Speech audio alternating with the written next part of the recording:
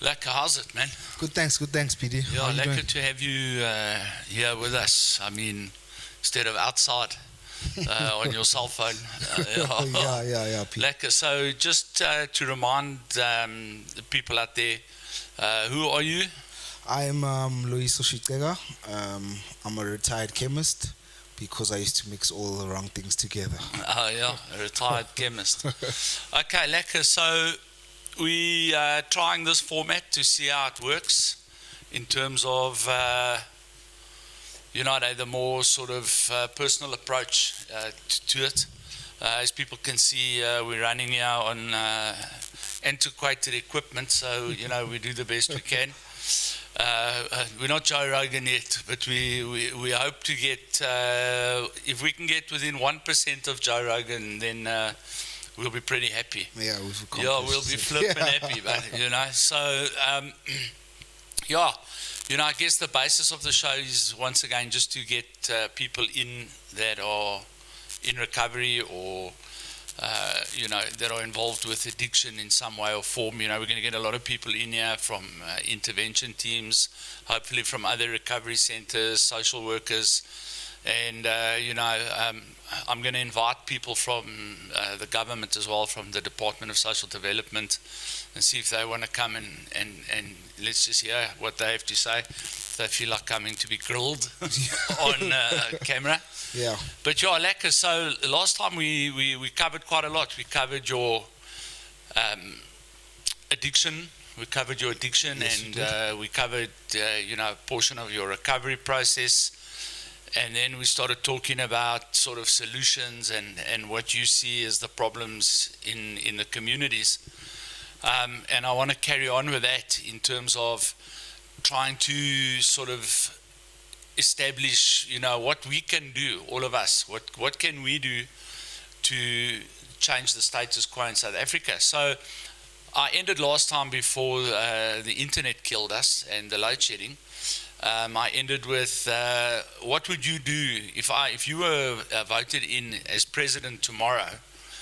We can go into the broad strokes of the entire thing with the country if you want. I don't really want to make this about a political debate. Yes.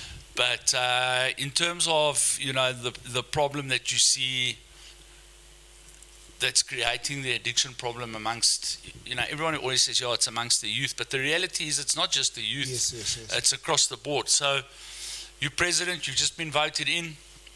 I gave you about a week to think about it, or the internet gave you a week to think about it. And let's hear.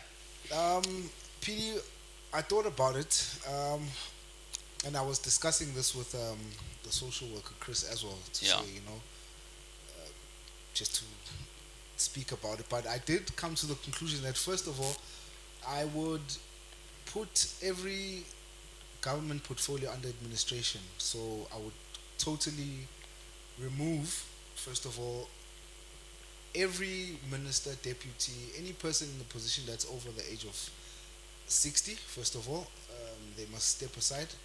Anyone that isn't educated specifically for a specific portfolio, I remove. Okay. Anyone? Let's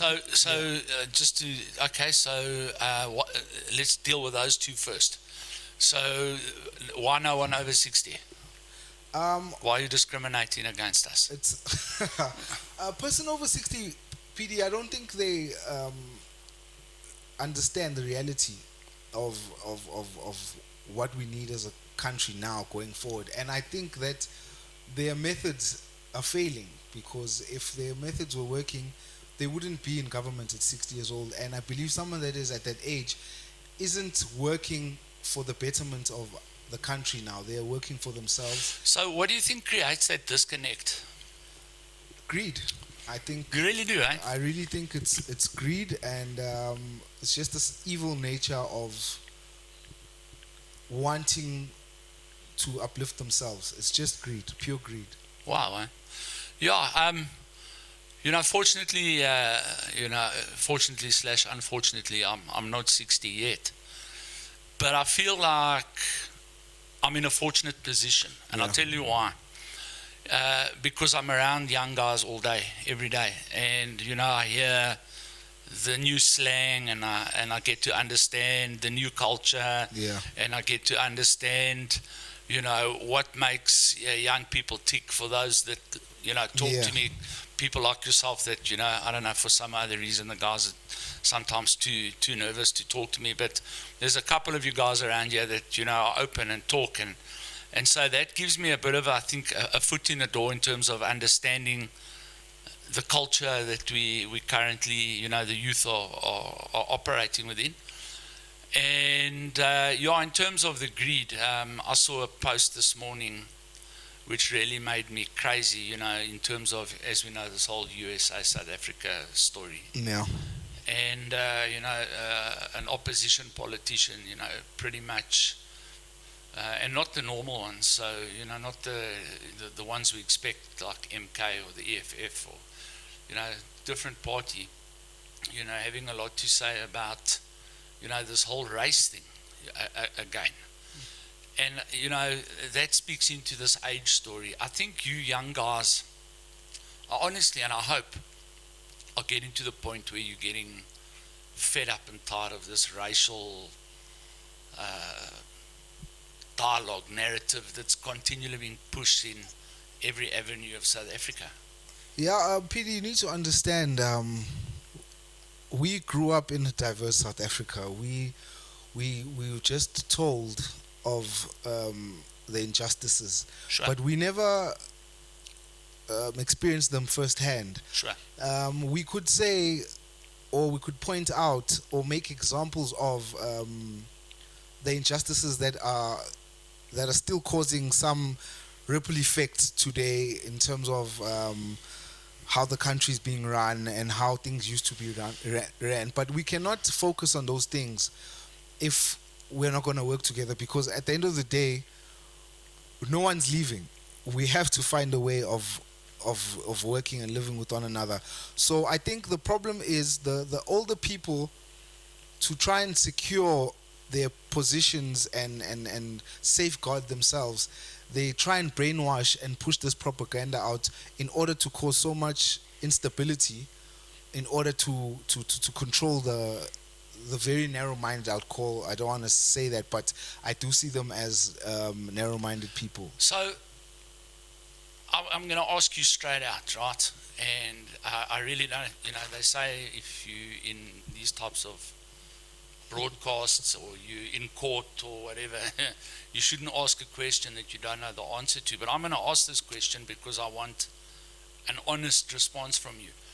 Have you yourself personally experienced racism from, well, in your walk, as you described it in the last episode? But as a South African, do you think racism is a thing that still is at the forefront of our society, in terms of, let's say, from people like myself, white guys, older guys? Have you experienced racism from my generation, like personally, where you looked at it and said, this guy's treating me racist? And if you have, how often does that happen? Because if it is a problem, it needs to be addressed. But if it isn't a problem, then we need to change things, You know what? To be honest, I did have a racist principal. Yeah. In primary, Mr. Vessels. He ended up being called onto a show called Zola 7. Okay, yes. I've heard of that show. I didn't watch that particular one. Yes. But I've heard of the show, He would mistreat guys People of black color. guys. Yes. Yeah. So if we got into trouble for the same offense, he would hit us and not hit the white guys. So here's my next question: is he looking for a job? Sadly, I think Just get his number there, guys. so. He retired and then eventually passed away. But Oh, so I can't employ him. yeah. So other than that, Yeah. other than that, to be honest, no, I have not been treated, or maybe they've mastered well, but personally, I haven't.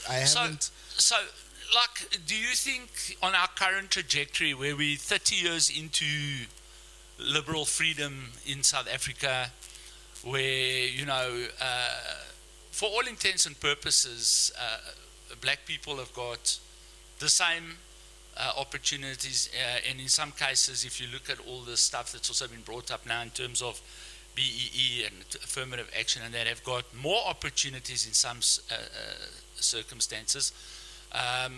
Do you really think that we should still be flipping beating this racial horse?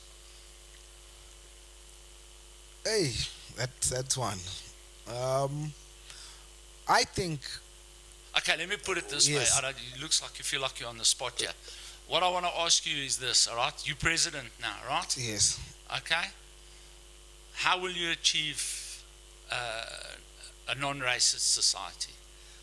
That's impossible. I think that is impossible. Racism is in the world. It's a worldwide thing. Yeah. Racism is everywhere. Okay. We, as a people, need to learn how to deal with one another. It's an intrinsic thing. I cannot make a law regards to racism. I can just make everyone equal. I agree with you. And with that being said, as I'm saying, I haven't come to or experienced racist encounters growing up, and I have lank of friends that are white, Indian, colored, and we are just all good like that. And then we will get brought in to these. Do you think racism is cultural, and do you think that racism is taught from generation to generation? Yes. I also think it is. I also think that. So that brings me to what was the other topic you said? We must get rid of the old guys. I agree with you. I agree with you. We need fresh ideas. We need fresh movement forward. I think we need to get rid of, I want to say this. I don't think you should be allowed to register a political party if the basis of your political party is racism. Whether it's a white party, a black party, a green party, a yellow party, a pink party. If your motivation is to get power through discriminating against anybody else, whether it's on racial grounds, religious grounds, class grounds, whatever grounds it is, you shouldn't even be allowed to register, And the first time that you sort of speak out against people based on any one of those, or you discriminatorily speak out about people on any one of those bases, you should be deregistered immediately. And that's the way I feel. I think the only way we're really going to eliminate racism long term is to stop talking about it. Like us now, we're talking about racism. We're fueling racism just by talking about racism. Yes, true. Though, if we don't speak about it, I feel like if we don't deal with it now, and we say putting a lid on it and trying to look forward, it's going to it grows resentment in other people. And like one person online said the other day, how do they expect us to forgive them if they didn't ask for forgiveness? That's why they will forever treat us unfairly. Okay, I've got an argument for that, and I don't want to get into the argument No, with you, yeah, but I've got an argument Yeah. for you. So after 94, there was a thing called the Truth and Reconciliation Committee. Yes. And that's what that was. Yeah. That was we'll come and tell the truth, we'll tell you exactly what we did, and we'll ask your forgiveness for it. And Nelson Mandela gave people amnesty based on their honesty. Yes. So we had the Truth and Reconciliation Committee, where people did come forward and they did ask for forgiveness, where people who didn't come forward were prosecuted and sent to jail, people like Eugene de Kock and these types of people. And so I think we've been through that process. Already, yes. So I don't want to get into that argument. Yeah, please. But this is what's great about what we've been through, you and I, right? Yes, please.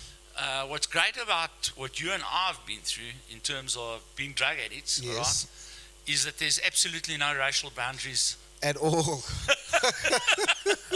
At all. So- And if it wasn't for our color, you'd think we're the same thing. So do you think that possibly what we should do is put the whole country on like heroin and crack, Just You like know, a course. just as a course to a non-racial society. Um, Because in the addicted subculture, yes, so yes. where we move around with addicts and drug dealers and from this area to that area, it really makes no difference to us whether we're smoking drugs in Houghton or whether we're smoking drugs in Khayelitsha. It's Yes. really irrelevant to us. But it does teach. I think that's a good point. It actually just made me think of something. Yeah. If we were like that, and something such as drugs, like something so low, Yeah. brought us together, and we were united, as in, it's called, I can call it that, it's unity, because we were so united in getting Right. the goal. Yes. Yeah. So now, as a nation, or as a planet, we need to find that common thing that unites us and gets us to get to where we want to be. 100%. Yes. For me, there's a couple of things that went through my, when I was in my previous life of crime and drugs, and I used to get into a lot of trouble because as a cop, because of my choice of friends in terms of their skin color. And it never really made sense to me. It made sense to me when I went into the South African police during apartheid, because that was the culture that we grew up in. The whites over here, the blacks over there. So you stay away from the blacks, they're really bad, and the blacks, where you stay away from the whites, they're really bad. But I was fortunate in the sense that I got sent to a cosmopolitan area, which was Hillbrow at the time. And there really was very little to no discrimination. Everyone in Hillbrow just sort of accepted everyone else. So, and I tell you what was the big equalizer for me in terms of a racist mindset was prison. I spent 6.5 months in prison, and we were like 5 white guys in a cell with 80 that had 80 people in it. And I must be quite honest with you. I think that the people I was closest to were the black guys.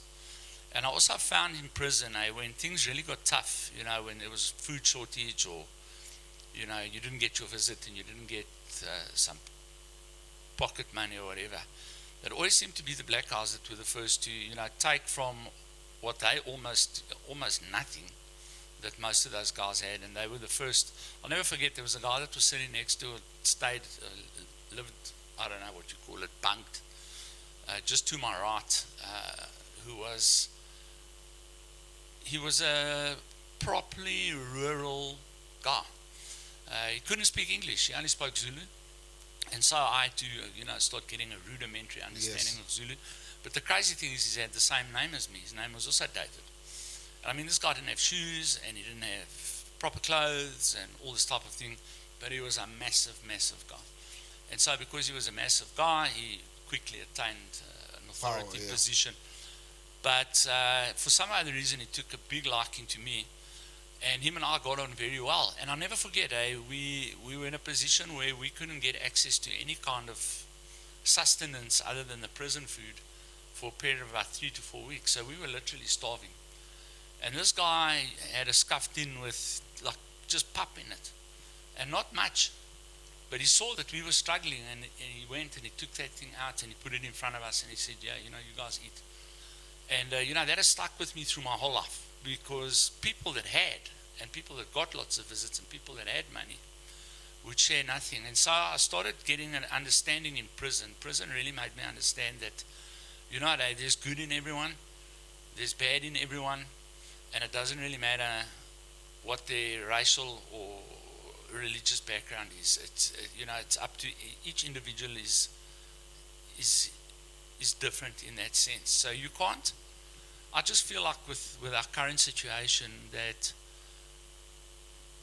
these political voices sometimes shout so loud that they override people's personal integrity and feelings, Yes. and people get swept up in the moment.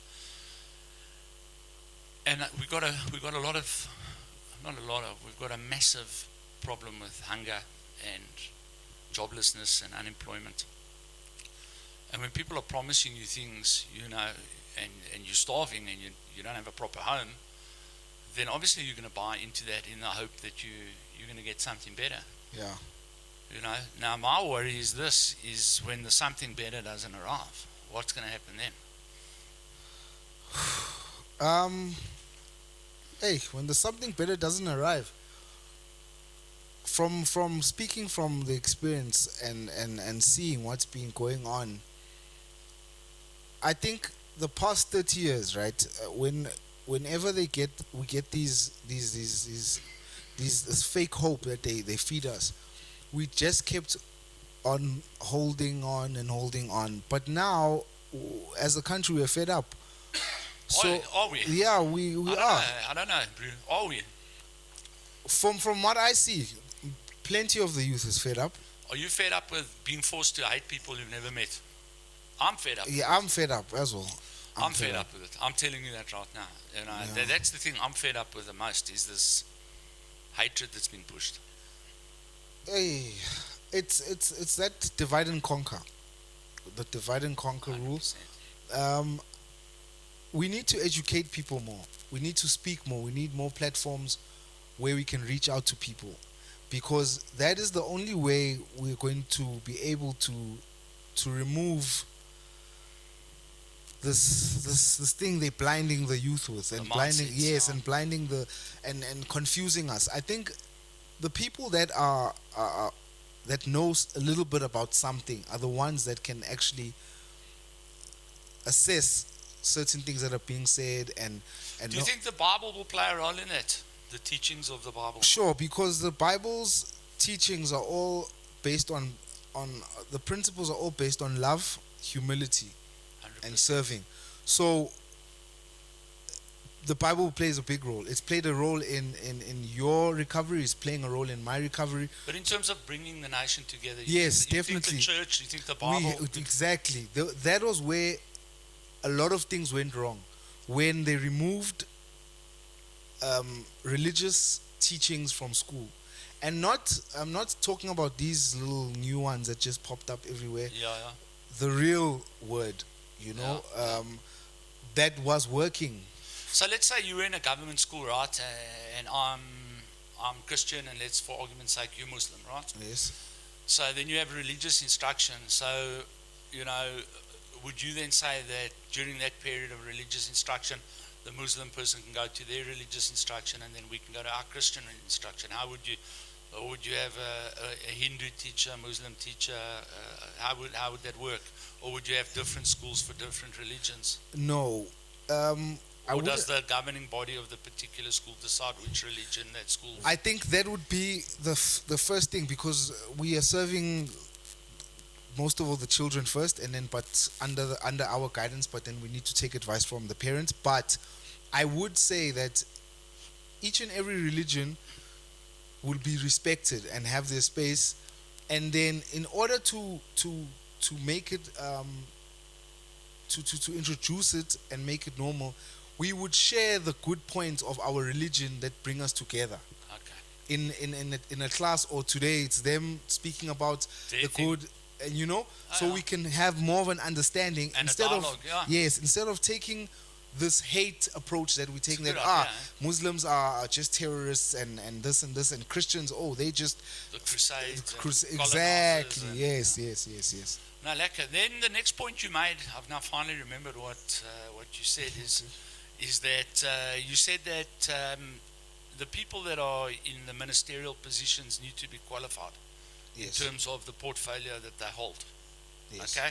And if they don't have the qualifications in the portfolio, then they should be fired. And, Yes. that makes perfect sense to me. So, that's a big thing that's just happened in America. That's exactly what they've done, is that, or Donald Trump, and it's created absolute mayhem, because people that were in positions in the American government were there through political connections as well.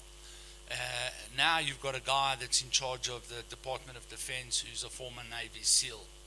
You've got a person that's in charge of the Department of Justice, who's a top level, previous, I think she was the Florida Attorney General advocate slash prosecutor.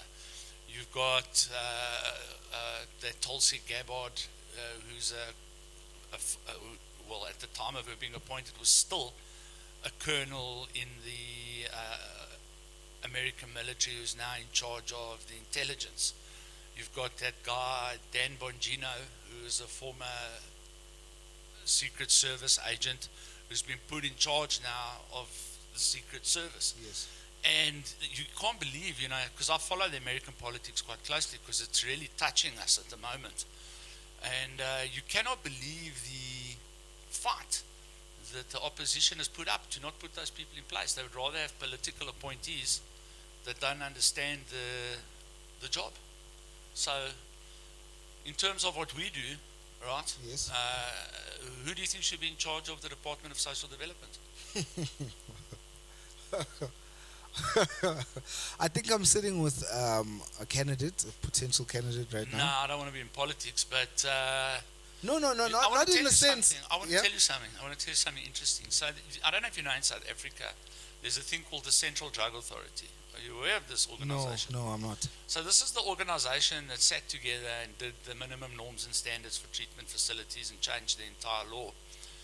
And the entire law was changed, and literally that law benefits these super duper high class rehabs the most, yes. secular rehabs. And as far as I know, there was no one from the faith-based scenario on that board, and ever has been. And about 10 years ago, someone nominated me to be on that board, and I received I think I've still got it on my computer, I'm not sure. I received the documentation from the department saying that I've been nominated to the board, and they would let me know what happens going further. It's 10 years, I'm still waiting. And this is where, like, part of my mindset has gone in terms of empowering you guys.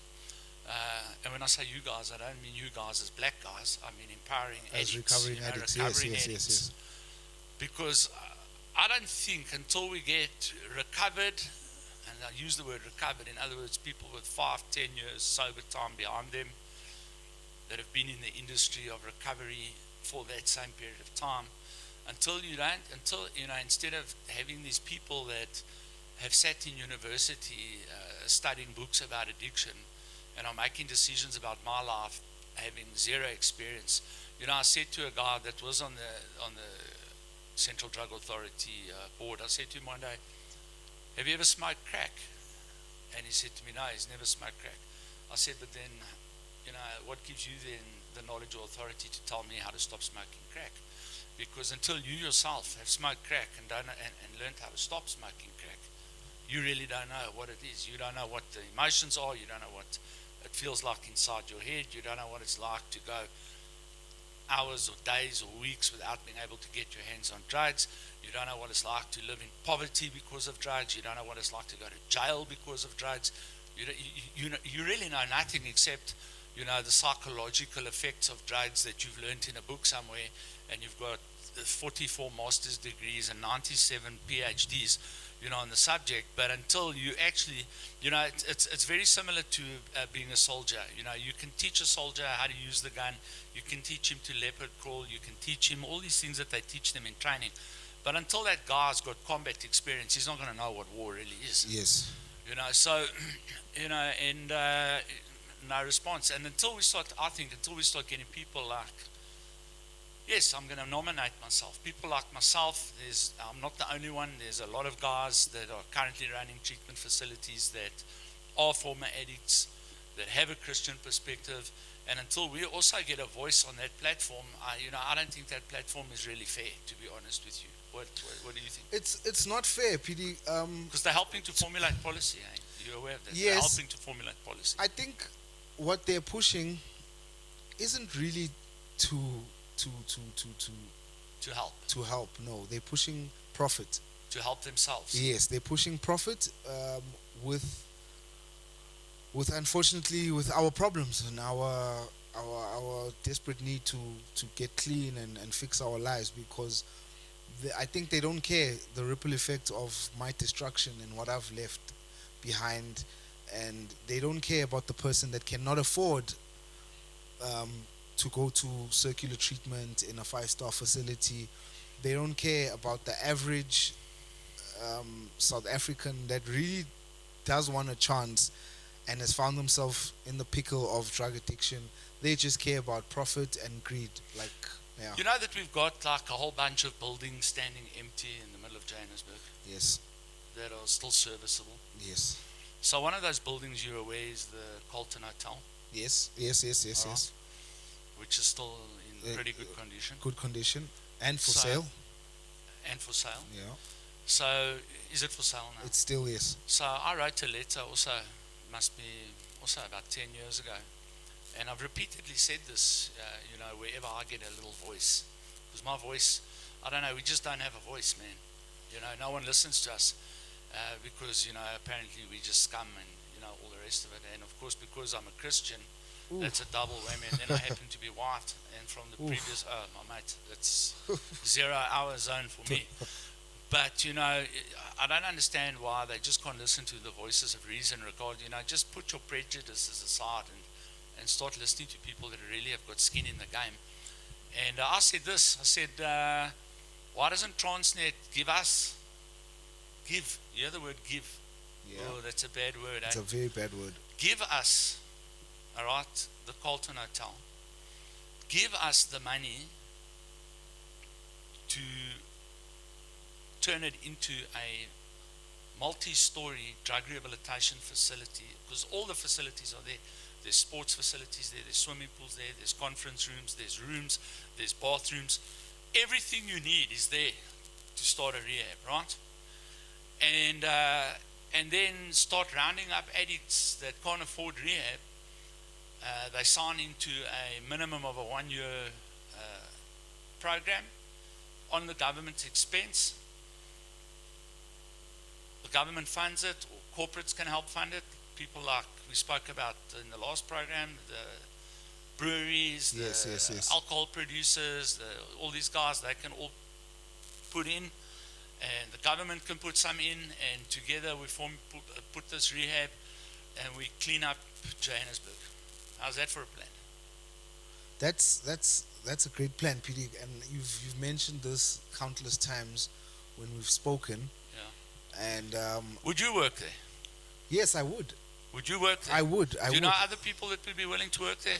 Tons of people that would be willing to work there, and we are the right people to work there. And how much employment do you think we could create in a facility like that for former addicts that are previously unemployed, previously on SASA, previously just destroying? How many people, I wonder, we would be able to give jobs there, like floor managers, housekeepers, cleaners, plumbers, electricians, counselors, psychologists, accountants.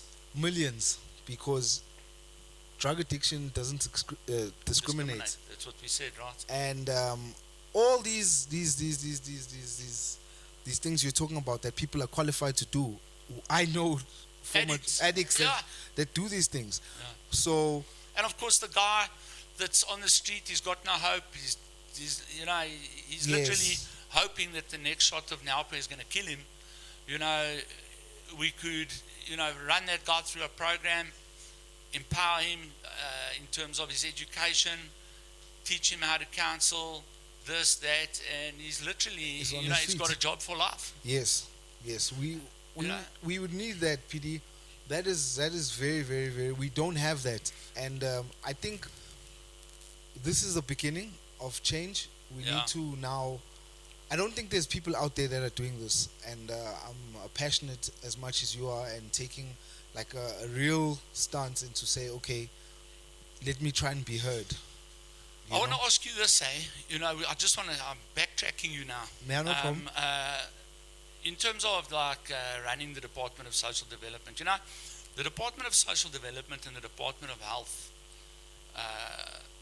are who govern drug rehabilitation centers, right? But the Department of Social Development, as well as the Department of Health, have got a massive portfolio that they have to fulfill. You know, it's everything to do with social welfare, Yes. you know, and everything to do with health. So don't you think it would be pertinent to open or start a separate ministry dealing primarily with substance abuse? Because substance abuse on its own is a massive undertaking. So if you're dealing with substance abuse and you have to deal with orphanages and you have to deal with vulnerable, what do they call them, youth at risk, and you have to deal with gender-based violence, and you have to deal with all the things that social welfare has to deal with, you know, and with the size of substance abuse as it is in South Africa, it's a pandemic. I mean, it's out of control. Don't you think that there should be a separate portfolio created specifically dealing with substance abuse? And then I'm going to go one further, that we should have a completely separate portion of the justice system. In other words, we should have a court in every city that deals only with substance abuse and substance abuse related things. And then that portfolio, the substance abuse portfolio, works together with the Department of Justice portfolio in the legal system. And then the South African police also have a separate branch that deals, like we used to have SANA back in the day, a drug squad like the DEA that specifically works with drugs, so that we can combat the problem from all avenues. We can combat it from the social aspect with a new portfolio that's created.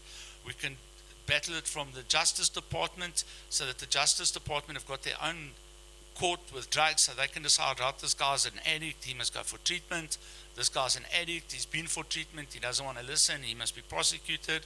This guy's a drug dealer, we deal with him within whatever. And at the same time, you've got the police supplementing all of this by doing what they do. You know, but of course, we would have to vet and select the people thoroughly. So, because we want passionate people in this game. Yeah. And how many ex-addicts do you think should be involved in that? It should be 90%.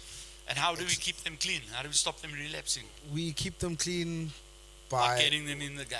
Getting them in the game, first of all, yes. And it's helped with, once you start doing better and you start thinking better as a recovering addict, you start doing better. Yeah. I've seen it. It's proof. Many guys that I'm with, that when we are in the addiction, it brings out the worst side of us, because that's what addiction requires. It requires us to be cutthroat, have no emotions, have no guilt, no remorse. But that's not who we are. Right. So once we are out of the situation and things are getting better with ourselves, we start seeing ourselves in different light. Right. We gain confidence. We gain that soft space for other people, that to grow. We want to be proud of ourselves. We want to make the people we love proud. Yeah. You know. So I can't say that, and I want to say is we can't not give that a chance if we haven't tried it, or the government hasn't tried it. And they can't keep saying, because I know one thing that was going through my mind when you were busy, when you were saying all these departments, is how they're going to tell you that the country has no money, but tenders are being given away, work's not being done. The country's got plenty of money, brother. Yes. I'm telling you now, this country, you know, we always say this about very rich people. We say, you know, that guy's got X amount of money and he's got 1,001 problems, but money is just not one of those problems. We don't have a problem with money.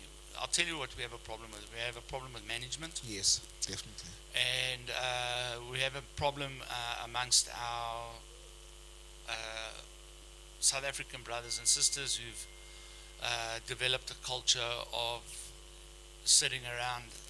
And I don't like blaming apartheid. Yeah. Not because apartheid was, in my mind, perhaps fantastic. It was never fantastic. But apartheid, because of the regime of apartheid and the way people were so excluded from the economy and excluded from many things, they created a handout mentality. Yes. And when the liberation organizations promised freedom, and this is just a thought, I think that in a lot of people's minds, freedom meant everything is for free, you know? And people have become used to and have become dependent upon the free money that they receive from the government. And so we've got this apathy in South Africa where we don't have, you look at South Africans that have really become go-getters. I saw this morning on the internet, there were two guys from South Africa that are currently in the United States, and they're the two richest guys in the United States, of which we one know obviously is Elon Musk. And then there's a guy of South African Asian persuasion. I didn't catch his name. He's the second richest guy in America, and they're both South Africans. So, you get to this place where we are, through this handout mentality that we're creating, where we're squashing people's ambition, we're squashing people's entrepreneurial spirit, we're squashing people's hope because there's no reason to try harder because nothing has been built and there's no progress and all of that stuff. So I think that's where the problem lies, not in the fact that there's no money. I think if, we change some of these government policies, I understand correcting the injustices of the past. I understand it. A friend of mine is high up in politics. He phoned me. He actually watched your show, and then he phoned me. And he said to me, this whole national health insurance thing, and so on and so forth, and we got into a discussion, and, I said to him, on face value, if you just listen to what the idea of it is, it's a fantastic idea. Yeah. It's a fantastic idea. Everyone has equal access to health. In other words, the guy on the street who's suffering from addiction can go to rehab and the government will cover it because it's a national health insurance, right? I said, but the problem lies with the current health sector. If you go and look at how the current health sector has been managed, all right, it's collapsed. How are we going to give the people that have mismanaged the current health sector the money to mismanage it again? And that's the first thing. And the second thing is where are you going to get the money to establish this thing? And I'm telling you, he's a high up guy. Yes. And he couldn't give me an answer. His answer was, I don't know what to say to that. And I said, so now you want to rip off the medical aid systems. You want to take away people that have worked hard to be able to afford medical aid. You want to take away those people's benefits in order to benefit people that are not willing to work hard. And that's another thing that bothers me in South Africa greatly, is that those of us that are willing to work hard, regardless of what, as I said, race and religion and all of that, there's people in this country that really are willing to work hard. Why are those people constantly being punished for their hard work by having to pay the money that they work hard for to people who refuse to work? I just don't understand the thinking behind that. Surely, in terms of, if you want to ignite people's entrepreneurial spirit and you want to ignite their ambition, and you want to ignite their will to be better, surely then you need to base your culture and your society on best man for the job. Yes. Yeah, true. You're right. And there's a lot of people that are qualified, PD, you must understand. And plenty. But there's a lot of people that want to work, that have this outlook on life right now as self-dependent, that are starting businesses no matter how small. I think with our people, and mostly with the youth, people think some jobs are just not too good for them, or they're too good for certain jobs, like opening a spaza shop. We say, that's a Pakistan store, and we're not looking at it with an outlook of it being job creation, with being feeding and being able to contribute to the tax of the country. Do you know where this country is at? I got a proper wake-up call about a couple of years back. Might not even have been that long ago. I was coming back from a dirt bike ride I ride dirt bikes on Saturdays, and I was coming back from a place called De Wilt, which is out in Northwest. And I stopped at a Steers in Hartbeespoort Dam, and I was ordering something to eat. And there was a young lady, young black lady, filling out a job application form as a cashier. Because she was at the counter, I was ordering, and I could see job Yeah. application. And I mean, well, she's either going to be frying burgers, Or chips, yeah. or cashier. And then I saw next to her, I was being actually very rude, to be honest with you. I was sort of eavesdropping. And I saw next to her was a university degree for civil engineering. She had a degree in civil engineering, and then I couldn't keep quiet. And I said to her, sorry to intrude, but do you have a degree in civil engineering? And she said, yes. I said, what are you doing? She said, I'm applying for a position. Yeah. I said, why are you doing that? She says, because there's simply, and she says, I've got to earn a living, and there's simply no work for me. If I go to this company, they say I have no experience. If I go to that company, they say I'm overqualified. Whatever, she says I've been to 200-300 interviews, and this is, where I'm left. So if a person with a degree in civil engineering can't get a job as a cashier, where we're at. It's bad, because remember we did speak like briefly Yeah. about the labor laws. Yeah. So it's making it very hard for companies to want to hire. They keep on to what they have, or they are vying for automation. Yeah. They're trying to stay away from Unionization. hiring new people, training, because that's all money. Yeah. And they're trying to save money. Yeah. And in some companies, there's also like this attitude of, because of the corruption is so bad. Yeah. There's an attitude of, I'm gonna put in or whoever pays the bribe, whoever sleeps with me. Do you understand? So it's not fair anymore. It's not fair game for everyone anymore. And another thing, PD, another thing, Yeah. the level of education. Yeah, I was going to go there. So, Yes. Let's talk about drugs in schools.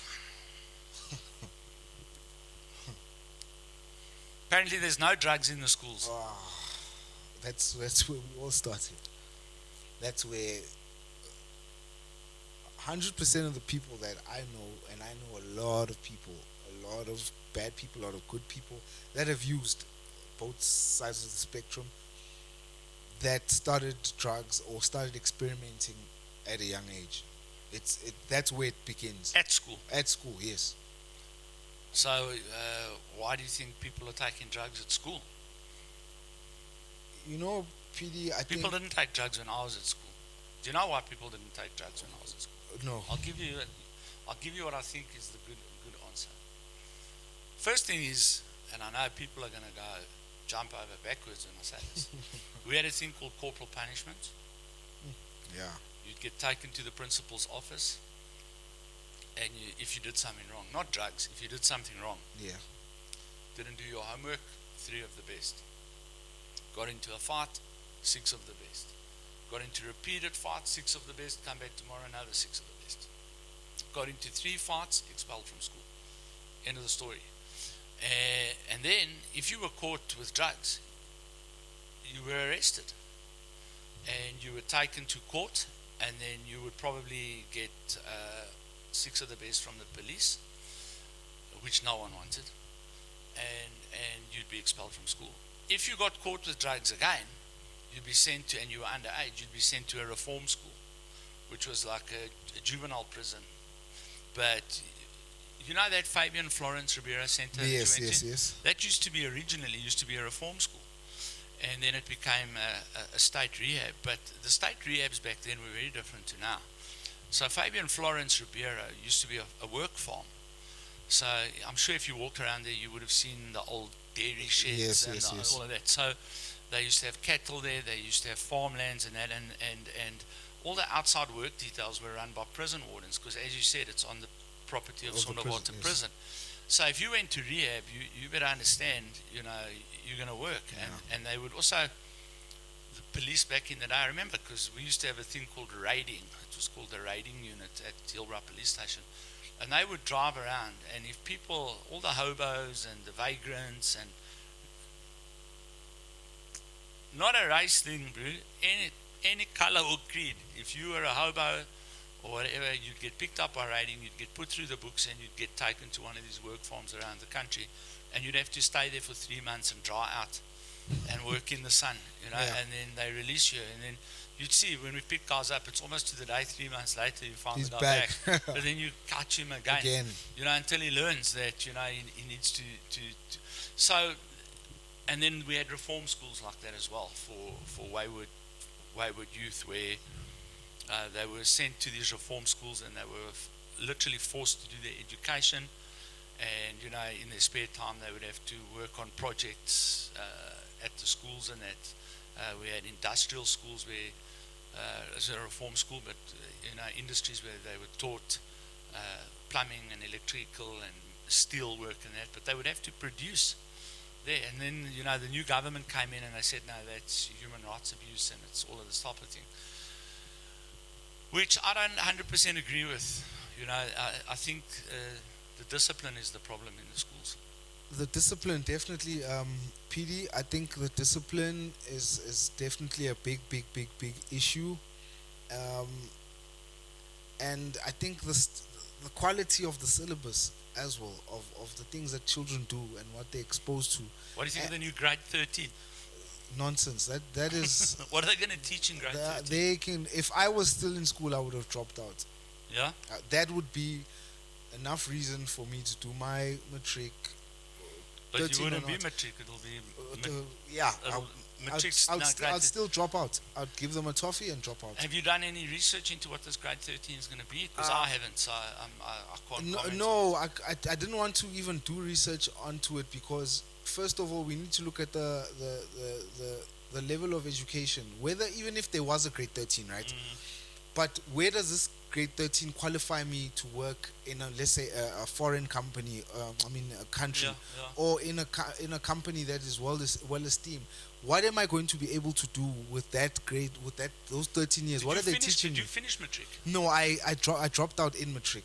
In the matric. beginning of matric. Yes. Okay, so so I never got- I don't know this. I don't know if you want to answer this, but what was your grade average? in when I was still like grade 10, grade 11, Yeah, I yeah.